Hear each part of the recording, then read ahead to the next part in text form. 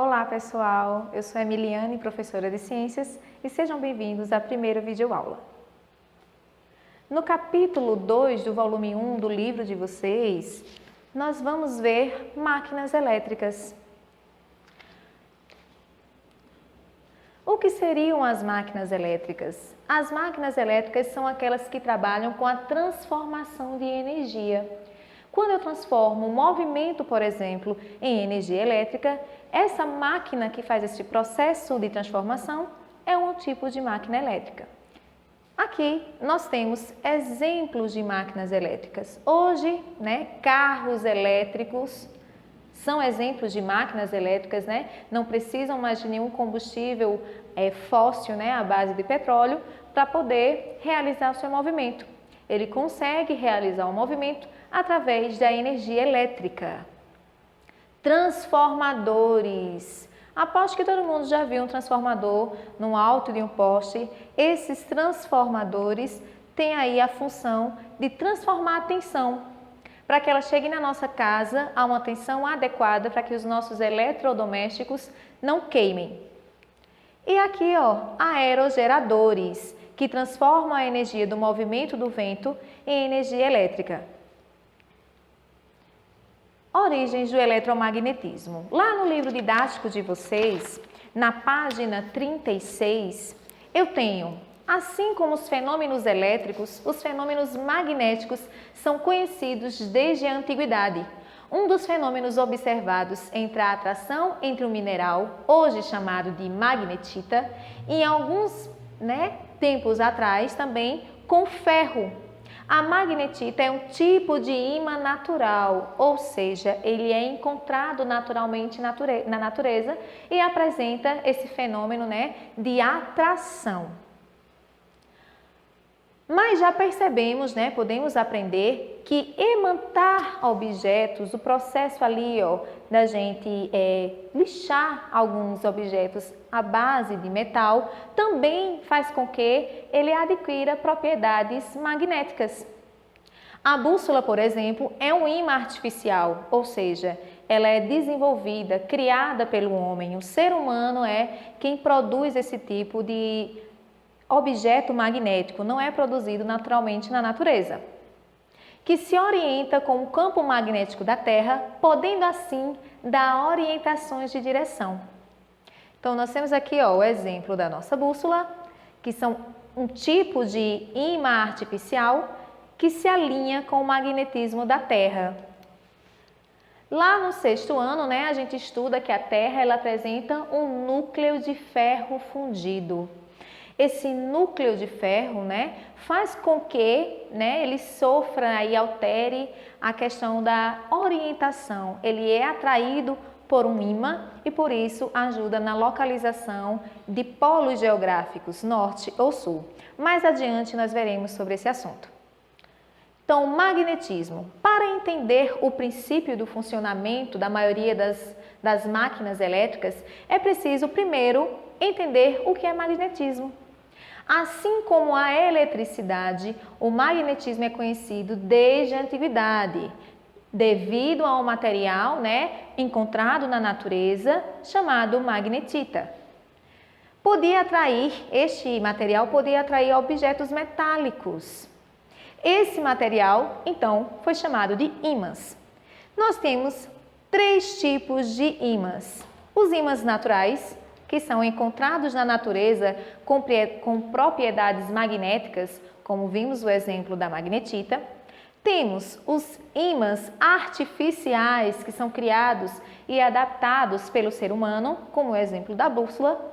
E eletroímãs, que são dispositivos que apresentam propriedades magnéticas na presença de uma corrente elétrica. Esses são os 3 tipos de ímãs existentes: naturais, artificiais e eletroímãs. Voltando lá para aquela questão sobre o magnetismo da Terra. Por motivos históricos, convencionou-se que o Polo Norte geográfico se encontra nas proximidades do Polo Sul magnético e que o Polo Sul geográfico se encontra nas proximidades do polo norte magnético. Podemos observar aqui, ó, o nosso planeta, o planeta Terra. Como eu havia dito para vocês, a Terra, ela tem um núcleo fundido, né, de ferro, e isso, né, faz com que ele sofra alterações no magnetismo. Nós vimos também anteriormente que os opostos se atraem. Por esse motivo, o polo geográfico será o oposto ao polo magnético.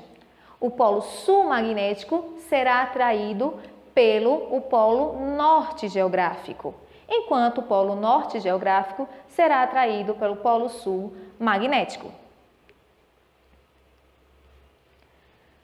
Como nós vimos, os eletroímãs também apresentam propriedades magnéticas. Esses ocorrem devido a um circuito, né, de eletricidade, de energia. Nas origens do eletromagnetismo, temos aqui a corrente elétrica. Foi possível perceber que a corrente elétrica, ela alterava, né, uma bússola, quando próximo a uma bússola, né, foi colocado um circuito de 2 pilhas e quando o circuito foi ligado, ele alterou aqui a setinha da bússola. Isso faz com que a gente consiga perceber que a eletricidade também tem propriedades magnéticas. A variação do fluxo magnético induz uma corrente elétrica. Aqui embaixo a gente tem um exemplo, um desenho, uma ilustração, onde a gente tem aqui embaixo, ó, um aparelhinho chamado amperímetro. O amperímetro, ele mede ali a corrente. Quando eu pego um ímã e faço um movimento com ele, certo? Ó, entre aqui essas ondulações, né?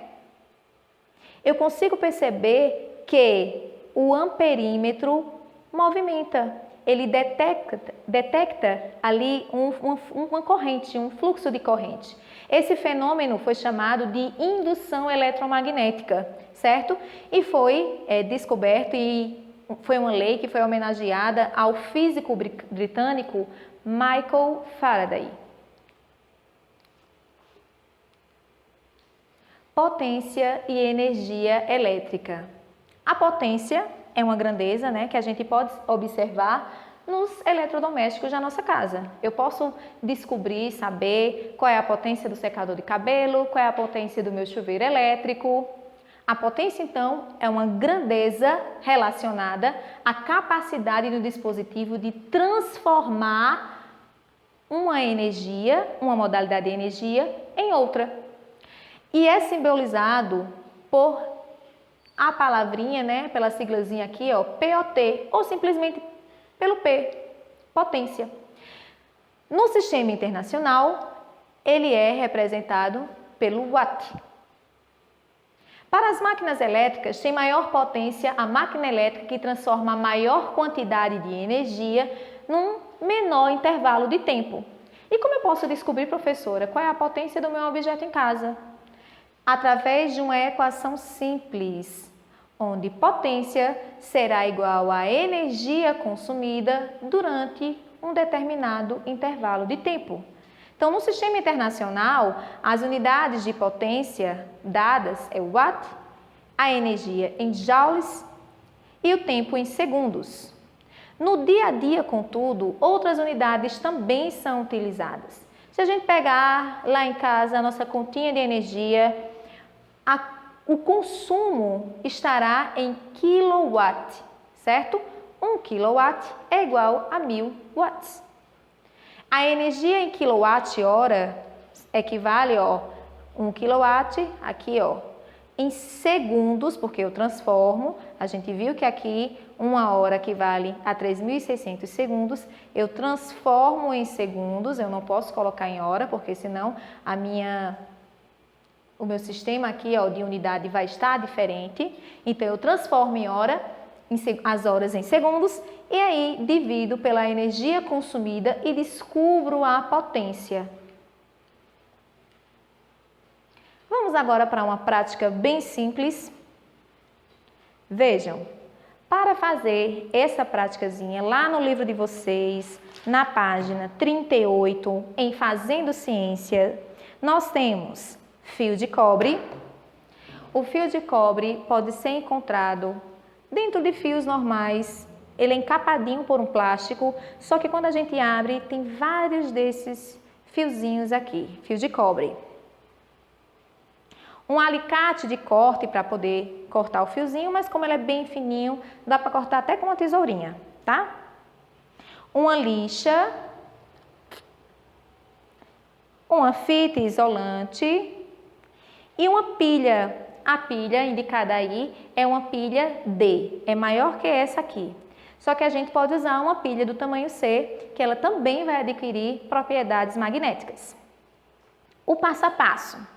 Eu vou precisar de um parafuso e do meu fiozinho de cobre para fazer os enrolamentos. Eu vou enrolar todo este fio de cobre sobre o meu parafuso com a lixinha. Eu vou emantar, lixar esse fio e com a fita isolante eu vou conectar o meu fio, ao lado positivo, certo? Ó, a pilha indica qual é o lado positivo, tá? Lado positivo e lado negativo. Eu conecto aqui, ó, do lado dos fios ao positivo e conecto o outro lado ao negativo, ok? Se você achar melhor, pode isolar também, certo?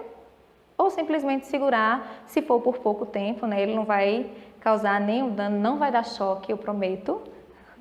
Então, você vai fazer isso aqui e vai observar que ele vai adquirir propriedades magnéticas. Eu vou pegar aqui, ó, um alfinetinho, que é metálico, e ele consegue atrair.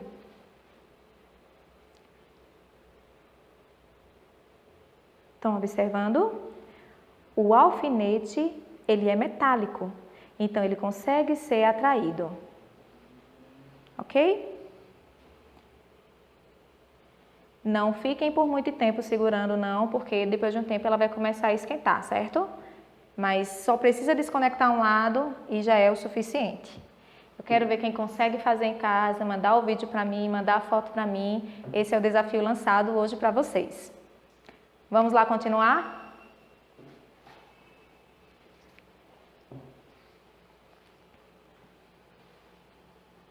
Na atividade da página 40 do livro didático, nós temos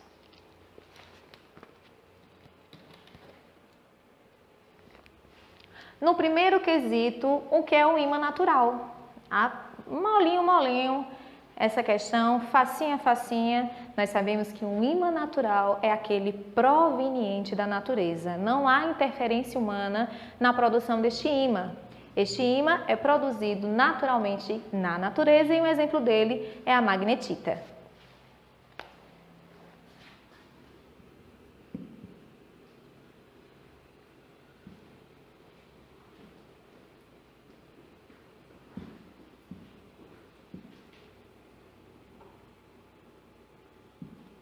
Na natureza. Segundo, o que é um ímã artificial? Um ímã artificial é aquele que é produzido pelo homem. Então, aquele que não é produzido naturalmente pela natureza, como é o exemplo da bússola, é um ímã artificial. Então, no segundo quesito, eu coloco aí, é aquele produzido pelo homem. O homem no sentido, né, de ser humano. Passando para o terceiro quesito aí, ó, numa manchete de jornal. Lê a manchete a seguir. apagar aqui. Lê a manchete a seguir, que fala: enceradeira gruda em aparelho de ressonância e impede exames no Distrito Federal. Funcionário de limpeza do Hospital da Base, em Brasília, com uma enceradeira na sala, que estava fazendo exame, havia ali um campo magnético e, de repente, o aparelho foi sugado para dentro do tubo. Alguns materiais são fortemente atraídos por ímãs, como o ferro, o níquel e o cobalto. São exemplos de metais, ferromagnéticos. São chamados de ferromagnéticos porque apresentam propriedades de atração magnética. Outros materiais são apenas levemente atraídos, como é o caso do alumínio e o magnésio. Por isso, são chamados de materiais paramagnéticos. E um terceiro grupo são aqueles que não são atraídos, como é o caso da prata e o cobre, e por isso são chamados de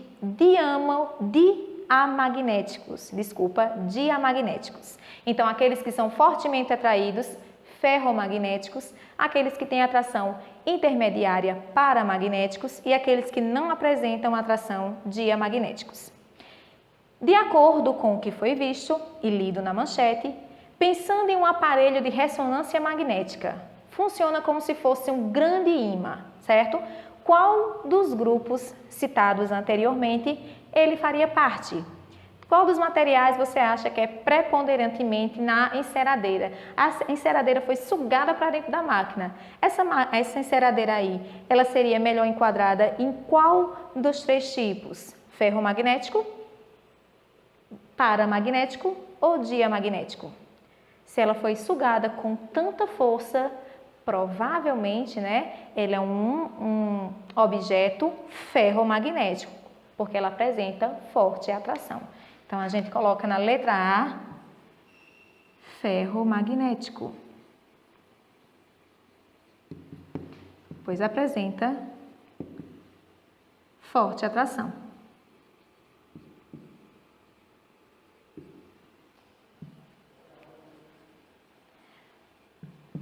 Na letra B do terceiro quesito, temos: por que é comum solicitar que todos os materiais metálicos sejam retirados quando uma pessoa necessita fazer um exame em uma máquina de ressonância magnética? E aí, minha gente, por que seria aí necessário a gente retirar todos esses objetos? Porque eles apresentam atração, então eles iriam influenciar, ser sugados pela máquina, como aconteceu com a enceradeira, ok? Então, que os objetos metálicos podem adquirir propriedades magnéticas e serem sugados, atraídos pelo equipamento de ressonância. Então, a gente coloca aqui de forma resumida no letra B. Porque podem ser objetos que venham a ser atraídos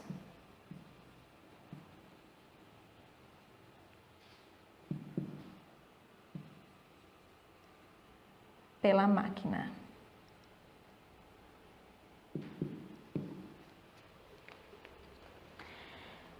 Quarto quesito, ainda na página 40. Deixa eu pegar aqui.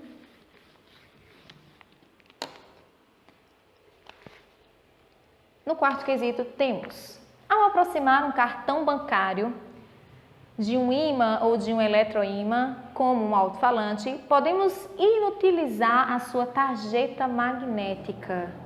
Por que eu posso deixar um cartão inútil, caso eu aproxime ele de um eletroímã? Essa é uma questão de pesquisa, certo? As tarjetas presentes nos cartões, elas apresentam partículas, certo? Dióxido de ferro. E como nós vimos, o ferro, ele é um tipo de metal que apresenta forte atração.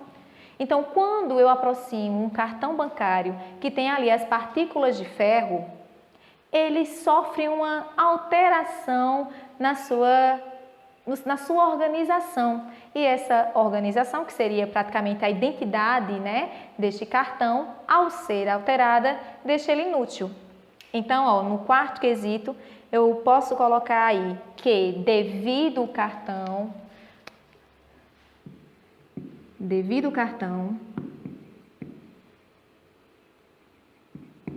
apresentar partículas de óxido de ferro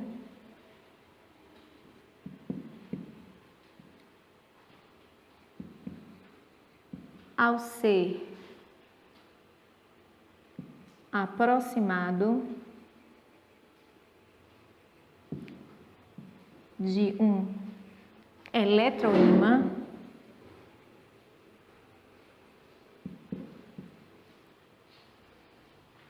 muda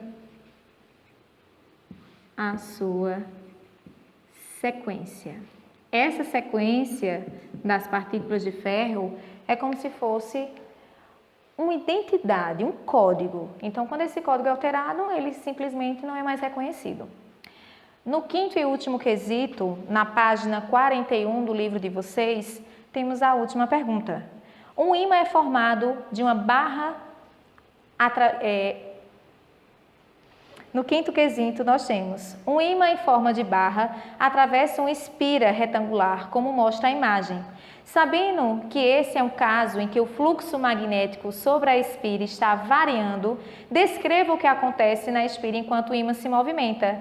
Se eu movimentar este ímã através desta barra, dessa espira, como eu mostrei na questão, no slide passado, ele vai produzir um circuito, uma corrente elétrica, certo? Que é chamada de corrente induzida, ok? E foi descrito pela lei de um físico britânico que nós vimos, o Michael Faraday.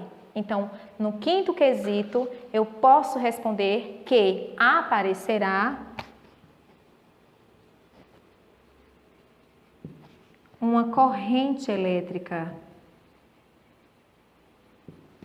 induzida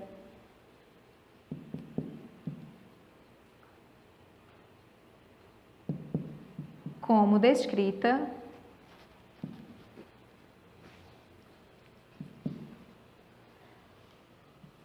pela lei de Faraday. Vou apagar aqui.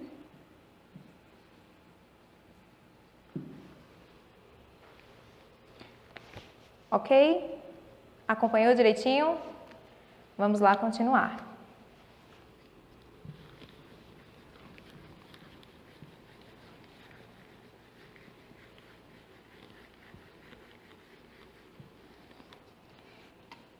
Finalizamos então aí nossa atividade.